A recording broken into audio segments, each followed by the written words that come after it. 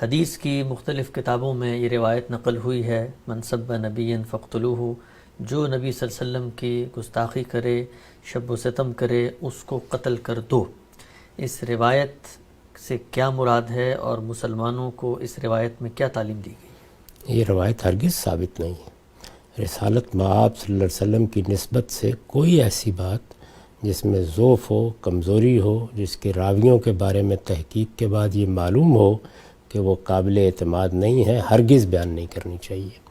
اس طرح کی چیزیں ہمارے ہاں بدقسمتی سے بیان ہونے لگ گئیں، لیکن یہ کہ تحقیق کا مزاج نہ ہونے کی وجہ سے اور بعد میں بہت سی چیزیں جو فقہی روایت بن گئیں ان کو قبول عام حاصل ہو گیا، تو اس کی طرف بالکل التفات نہیں کرنا چاہیے۔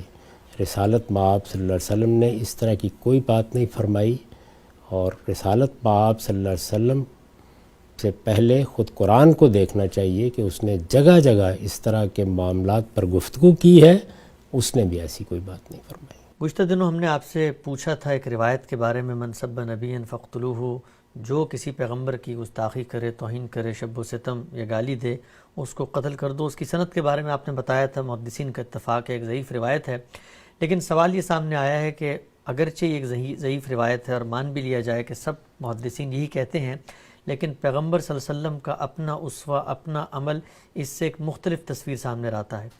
ابو رافع ہیں، ابن خطل ہیں، کعب بن اشرف ہیں، مختلف لوگ ہیں۔ پیغمبر نے یہ واضح الفاظ میں فرمایا کہ غلاف کعبہ کے اندر چھپ بھی جائیں تب بھی ان کو قتل کر دینا چاہیے۔ کہا جاتا ہے کہ ان لوگوں نے گستاخی کی تھی، ان کا جرم یہ تھا، اور پیغمبر نے اپنے عمل سے ثابت کیا کہ ان کا قتل کروایا جائے۔ سوال میرا آج آپ سے یہ ہے کہ یہ بتائیے گا کہ ان لوگوں کے بارے میں جو پیغمبر صلی اللہ علیہ وسلم کے دیگر ارشادات ہیں اور وہ سندن صحیح روایات میں منقول بھی ہیں، ان کے قتل کی کیا نوعیت تھی؟ کیا یہ گستاخ تھے؟ اور کیا رسالت مآب صلی اللہ علیہ وسلم نے گستاخی کرنے والوں کو قتل کرنے کی تلقین فرمائی؟ پہلی بنیادی بات یہ سمجھ لیجئے کہ دین میں استنباط احکام واقعات سے نہیں ہوتا۔ یعنی اگر دین میں کوئی حکم دیا جانا ہے تو اس کو صراحت کے ساتھ قرآن مجید میں بیان ہونا چاہیے۔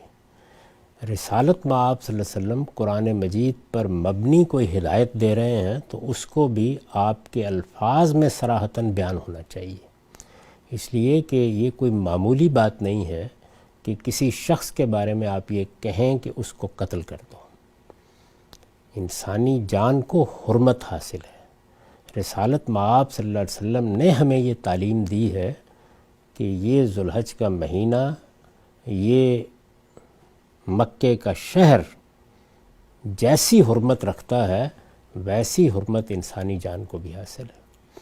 قرآن مجید نے یہ فرمایا ہے کہ جس نے کسی ایک شخص کی جان لے لی اس نے پوری انسانیت کو قتل کر دیا۔ اس کا مطلب ہے کہ بہت بڑا معاملہ ہے، اس کے بارے میں ادھر ادھر کے واقعات نہیں سنائے جا سکتے۔ اگر کوئی قانون ہے تو جیسے چور کی سزا کے بارے میں قرآن مجید نے صراحت سے بتایا ہے کہ کیا قانون ہے، زانی کی سزا کے بارے میں سورہ نور میں صراحت سے بتایا گیا ہے کہ کیا قانون ہے۔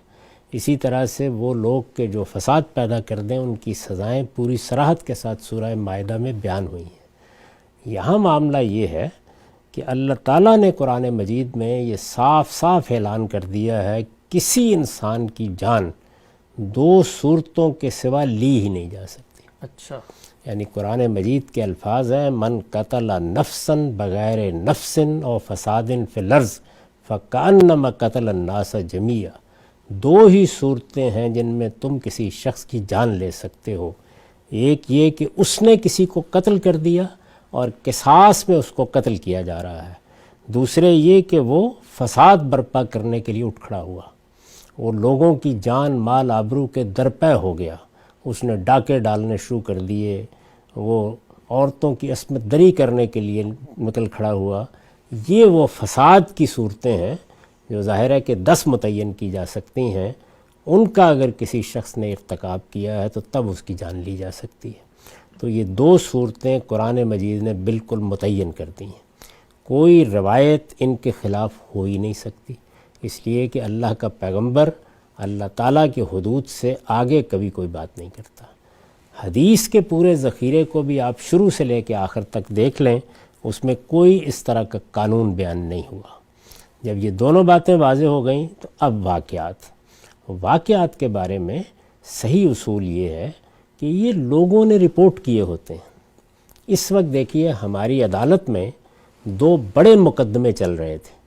یہ حقیقت ہے کہ جب تک آپ 2-4 اخبار نہ دیکھ لیں آپ کی سمجھ میں نہیں آتا کہ آج کیا کارروائی ہوئی ہوگی۔ ان مقدموں کی رودادیں لکھی جاتی ہیں، مقدمے کے فیصلے لکھے جاتے ہیں، ان پر بھی بعد میں بحث ہوتی رہتی ہے کہ اصل میں کیا بات تھی اور کسی جج کی فلاں فیصلے سے کیا مراد تھی۔ یہ بڑا نازک معاملہ ہے۔ تو رسالت مآب صلی اللہ علیہ وسلم نے اگر کسی موقع کے اوپر عملاً کوئی اقدام کیا ہے تو اس کی روایات دیکھی جائیں گی، سب روایات کو جمع کیا جائے گا، دین کے جو عمومی اصول ہیں ان کے اندر رکھ کر اس کا تجزیہ کیا جائے گا، جیسے کہ ہمارے فقہا کرتے ہیں۔ یہ جب تک نہ ہو کسی واقعے کی بنیاد کے اوپر آپ کوئی قانون اخذ نہیں کر سکتے۔ ٹھیک، یعنی صحیح ترتیب یہ ہے کہ پہلے قرآن مجید، اس کے بعد سنت، رسالت مآب صلی اللہ علیہ وسلم کا کوئی ارشاد ہے تو باللفظ اس ارشاد میں کیا حکم بیان ہوا ہے، یہ چیزیں پہلے متعین ہوں گی، واقعات اس کے بعد ان کی روشنی میں دیکھے جائیں گے، نہ کہ واقعات کے بیان سے قانون نکال لیا جائے گا۔ تو یہ جتنے واقعات آپ نے بیان فرمائے ہیں، میں نے اس پر ایک مضمون لکھا ہے اور اسی عنوان سے ہے، یہ جو موضوع زیر بحث ہے اسی عنوان سے ہے، وہ میری کتاب مقامات میں آپ دیکھ سکتے ہیں۔ اس میں میں نے بتایا ہے کہ یہ جتنے لوگ ہیں یہ بہت بڑے مجرمین ہیں، ان میں سے کسی ایک چیز کو اٹھا کے آپ سزا کا ایک قانون نہیں بیان کر سکتے۔ ان میں سے وہ لوگ ہیں کہ جنہوں نے قتل کا اقدام کیا ہے، جنہوں نے جنگی جرائم کا ارتکاب کیا ہے، جنہوں نے نہایت نازک موقعوں پر مدینے کے لیے خطرات پیدا کیے ہیں۔ یہ ابن خطلی، ان کو ایک ذمہ داری کے لیے بھیجا گیا، ایک انصاری ان کے ساتھ تھے، انہوں نے قتل کا اقدام کر ڈالا، اس کے بعد یہ فرار ہو گئے۔ تو اس طرح کے لوگ ہیں جن کے جرائم کی تحقیق کرنی چاہیے اور اس کے بعد یہ جاننا چاہیے کہ ان کو کیوں سزا دی گئی۔ یہ سب کے سب یا تو رسالت مآب صلی اللہ علیہ وسلم کا جو اتمام حجت کا قانون ہے اس کے تحت معاندین کی صف میں آتے تھے، اور یا یہ ہے کہ یہ فساد برپا کرنے والے لوگ تھے، اور یہی ہیں کہ جن کے بارے میں قرآن کہتا ہے کہ ان کو موت کی سزا بھی دی جا سکتی ہے۔ تو یہ ہے صحیح طریقہ کسی قانون کو سمجھنے کا۔ نہ یہ روایت صحیح ہے، نہ ان واقعات کی تعبیرات صحیح ہیں۔ یہ واعظوں نے اس طرح کی چیزیں بیان کرنا شروع کر دی ہوئی ہیں، ان کی کوئی حیثیت نہیں۔ ٹھیک ہے ہم صاحب، بہت ہی آپ نے تفصیل سے بیان فرمایا۔ ایک ضمنی سوال مجھے یہ بتائیے گا کہ یہ جن افراد کا ہم نے ذکر کیا، ان سے علیحدہ بھی اگر کوئی شخص گستاخی کر کے اس پہ اصرار کرتا ہے، ببانگ دہل کرتا ہے، بار بار کرتا ہے، تو کیا وہ بھی فساد فی الارض کا مجرم بن سکتا ہے؟ دیکھیے، سب سے پہلے تو طے کیجئے کہ وہ کون آدمی ہے۔ اگر وہ مسلمانوں کی کسی ریاست میں رہتا ہے اور مسلمان ہے تو اس سے پوچھیں گے کہ تمہیں کیا ہوا ہے، تمہارا دماغی توازن بگڑ گیا ہے، تم مسلمان ہو۔ مسلمان کہتے ہی اس کو ہیں کہ جو محمد الرسول اللہ صلی اللہ علیہ وسلم کو دین کا تنہا ماخذ مانے اور آپ کی حرمت، آپ کی عزت کو اپنی ہر چیز سے زیادہ عزیز رکھے۔ تو یہ تم نے کیا کیا ہے؟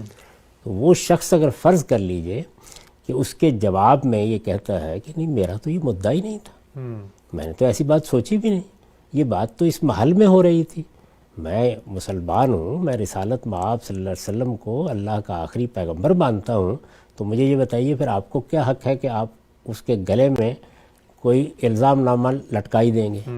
اچھا، وہ سرکشی اختیار کر لیتا ہے اور یہ کہتا ہے کہ میں تو یہی کام کروں گا، تو اس میں کوئی شک نہیں کہ پھر وہ فسادی ہے۔ اس طرح کے فسادی لوگوں کے لیے قرآن مجید کی سورہ مائدہ میں اللہ تعالیٰ نے ایک پورا قانون بیان کر دیا ہے، اس کے تحت دیکھا جائے گا، نمٹا جائے گا۔ اس میں یہ بھی بیان کیا ہے کہ اگر مجرم کسی رعایت کا مستحق ہے تو اسے کم سزا بھی دی جا سکتی ہے، اور رعایت کا مستحق نہیں ہے تو سخت ترین سزائیں بھی دی جا سکتی ہیں۔ لیکن تلقین کرنا، نصیحت کرنا، پہلے اس کا مدعا پوچھنا، اس کو موقع دینا، یہ ساری چیزیں ہوں گی۔ وہ مسلمان نہیں ہے، آپ کی ریاست میں رہتا ہے، تو یہ کہیں گے کہ بھائی تم مسلمانوں کے درمیان میں رہتے ہو، تو کیا تمہیں معلوم نہیں ہے کہ اس طرح کے معاملات میں آدمی کو شائستگی اور تہذیب سے کام لینا چاہیے؟ تنقید کرنا یہ تو ہر غیر مسلم کا حق ہے، اس لیے کہ وہ تو مانتا ہی نہیں ہے، لیکن تضحیق کرنا یا اس طرح کی توہین آمیز کلمات کہنا یہ تو کوئی کسی کے ماں باپ کے بارے میں بھی کہے تو اس کی گوشمالی ہونی چاہیے اور اس کو تنبیہ کرنی چاہیے. اگر دنیا میں کسی جگہ کوئی آدمی یہ کام کرتا ہے تو ہماری تو وہ ریاست نہیں ہے، تو وہاں آپ کیا کریں گے؟ وہاں وہ آپ کی دعوت کا مخاطب ہے. اس کے سامنے اس چیز کو واضح کریں کہ تم کیوں یہ کر رہے ہو، اور اس کو بتائیں کہ رسالت مآب صلی اللہ علیہ وسلم کا دین کیا ہے، دعوت کیا ہے، پیغام کیا ہے. اس لیے کہ یہ ہو ہی نہیں سکتا کہ کوئی آدمی جب تک اس کا ذہنی توازن خراب نہ ہو جائے اس طرح کی بات کرے درا حالے کہ اس کی کوئی بنیاد نہ ہو. وہ کیا ہوگا؟ اس نے یا اللہ کی کتاب کی کسی بات کو غلط سمجھا ہوگا، کسی روایت کو غلط سمجھا ہوگا، مسلمانوں کی کسی عمل کی بنیاد پر رد عمل میں مبتلا ہوا ہوگا. اس کو درست کریں اور استدلال سے بات کریں. خلاصہ کلام کا یہ ہے کہ دین کے مقدمات اور دینی حرمتیں اور دین کے تصورات کی حفاظت یہ استدلال سے ہوتی ہے، بندوق کی نوک سے نہیں ہوتی.